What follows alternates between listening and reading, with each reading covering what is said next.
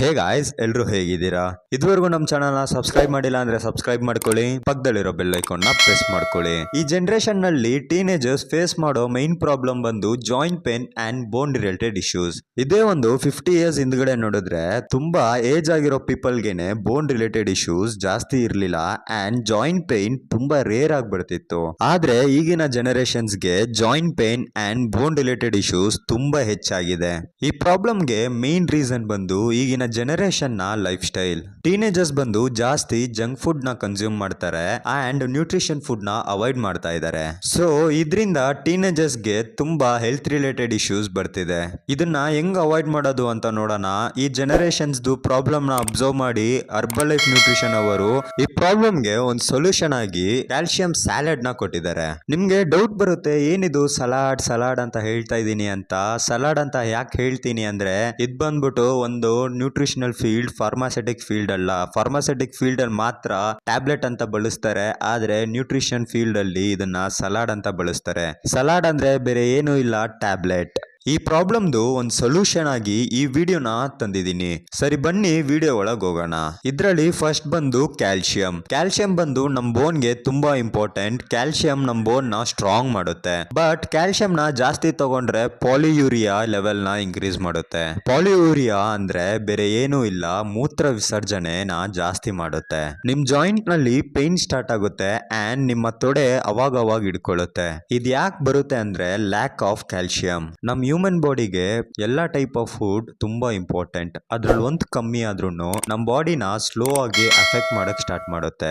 ನಮ್ ಬಾಡಿನಲ್ಲಿ vitamin D ಮತ್ತೆ calcium ಕಡಿಮೆ ಆದ್ರೆ ನಮ್ ಬಾಡಿನಲ್ಲಿ ಏನೇನ್ ಪ್ರಾಬ್ಲಮ್ ಬರುತ್ತೆ ಅಂತ ಒನ್ ಬೈ ಒನ್ ನೋಡೋಣ ಬನ್ನಿ. ನಾವು ಡೈಲಿ ಕನ್ಸ್ಯೂಮ್ ಮಾಡೋ ಫುಡ್ ನಲ್ಲಿ ಕ್ಯಾಲ್ಸಿಯಂ ಜಾಸ್ತಿ ಆದ್ರೆ ಏನೇನ್ ಸಿಂಪ್ಟಮ್ಸ್ ಬರುತ್ತೆ ಅಂದ್ರೆ ಜಾಯಿಂಟ್ ಪೇನ್, ಇನ್ನ ಸ್ವಲ್ಪ ಜನಕ್ಕೆ ತೊಡೆ ಹಿಡ್ಕೊಳ್ಳುತ್ತೆ, ವಾಮಿಟಿಂಗ್ ಸೆನ್ಸೇಷನ್, ಸ್ಟೊಮಕ್ ಪೇನ್ ಬರುತ್ತೆ. ಇನ್ನ ಸ್ವಲ್ಪ ಜನಕ್ಕೆ ಡಿಸಿನೆಸ್, ಬಾಯಾರಿಕೆ ಜಾಸ್ತಿ ಆಗುತ್ತೆ ಅಂಡ್ ಹೊಟ್ಟೆ ಹಸಿದೆ ಹೋಗುತ್ತೆ. ಇದೆಲ್ಲ ಕ್ಯಾಲ್ಸಿಯಂ ಡೆಫಿಷಿಯನ್ಸಿಯಿಂದ ಬರೋದು. ಅಂಡ್ ತುಂಬಾ ಜನಕ್ಕೆ ಜಾಸ್ತಿ ಜಾಯಿಂಟ್ ಪೇನ್ ಬರುತ್ತೆ. ಸರಿ ಬನ್ನಿ ಜಾಯಿಂಟ್ ಪೇನ್ ಯಾಕೆ ಬರುತ್ತೆ ಅಂತ ನೋಡೋಣ. ನಮ್ ಜಾಯಿಂಟ್ಸ್ ಮಧ್ಯ ಒಂದು ಫ್ಲೂಯಿಡ್ ಇರುತ್ತೆ. ಆ ಫ್ಲೂಯಿಡ್ ನ ಸೈನೋವಿಯಲ್ ಫ್ಲೂಯಿಡ್ ಅಂತ ಕರೀತಾರೆ. ಸೈನೋವಿಯಲ್ ಫ್ಲೂಯಿಡ್ ಸ್ಮೂತ್ ಆಗಿ ಇದ್ರೆ ಜಾಯಿಂಟ್ ಪೇನ್ ಏನೂ ಇರಲ್ಲ. ಆದ್ರೆ ಏಜ್ ಆಗ್ತಾ ಆಗ್ತಾ ಸೈನೋವಿಯಲ್ ಫ್ಲೂಯಿಡ್ ಕಮ್ಮಿ ಆಗ್ತಾ ಹೋಗುತ್ತೆ. ಆ ಟೈಮಲ್ಲಿ ನಿಮ್ಗೆ ಜಾಯಿಂಟ್ ಪೇನ್ ಸ್ಟಾರ್ಟ್ ಆಗುತ್ತೆ. ಅಂಡ್ ಇನ್ನೊಂದು ರೀಸನ್ ಬಂದು ಓವರ್ ವೆಯ್ಟ್. ಈ ಓವರ್ ವೆಯ್ಟ್ ಅಂತ ಎಂತಕ್ಕೆ ಹೇಳ್ತೀನಿ ಅಂದ್ರೆ, ಇವಾಗ ಒಂದು ಎಕ್ಸಾಂಪಲ್ ತಗೊಳ್ಳೋಣ. ನಿಮ್ ಕೈಯಲ್ಲಿ ಬರೀ 50 kg ಮೂಟೆ ಮಾತ್ರ ಎತ್ತಕ್ಕಾಗುತ್ತೆ ಅಂತ.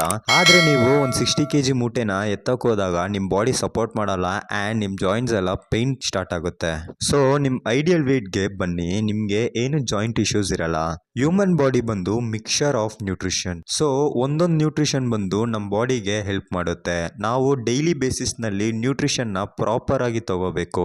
ನಮ್ಮ ಬಾಡಿಗೆ ನ್ಯೂಟ್ರಿಷನ್ ಕಮ್ಮಿ ಆದ್ರೆ ನಮ್ಮ ಇಮ್ಯೂನ್ ಸಿಸ್ಟಮ್ ವೀಕ್ ಆಗಿ ನಮ್ಗೆ ಡಿಸೀಸ್ ಅಟ್ಯಾಕ್ ಆಗಕ್ಕೆ ತುಂಬಾನೇ ಚಾನ್ಸಸ್ ಇದೆ. ನಾನ್ ನಿಮ್ಗೆ ಕ್ಯಾಲ್ಸಿಯಂ ಜಾಸ್ತಿ ಇರೋ ಫುಡ್ ನ ರೆಕಮೆಂಡ್ ಮಾಡ್ತೀನಿ. ಅದೇನೇನಂದ್ರೆ ಮಿಲ್ಕ್, ಫಿಶ್, ಎಗ್ ಅಂಡ್ ಬಾದಾಮ್ ಅಥವಾ ಆಲ್ಮಂಡ್ ಅಂತ ಹೇಳ್ತಾರೆ. ಈ ಫುಡ್ ನ ತಗೊಂಡ್ರೆ ನಿಮ್ ಬಾಡಿನಲ್ಲಿ ಕ್ಯಾಲ್ಸಿಯಂ ಇನ್ಕ್ರೀಸ್ ಆಗುತ್ತೆ. ನಾವು ಕ್ಯಾಲ್ಸಿಯಂ ಇರೋ ಫುಡ್ ನ ಜಾಸ್ತಿ ಕನ್ಸ್ಯೂಮ್ ಮಾಡಿದ್ರೆ ನಮ್ ಬ್ಲಡ್ ಕ್ಯಾಲ್ಸಿಯಂ ನ ಅಬ್ಸರ್ವ್ ಮಾಡುತ್ತೆ. ಇದನ್ನ ಸೈಂಟಿಫಿಕ್ ಆಗಿ ಹೈಪರ್ ಕ್ಯಾಲ್ಸಿಯಮಿನಿಯಾ ಅಂತ ಹೇಳ್ತಾರೆ.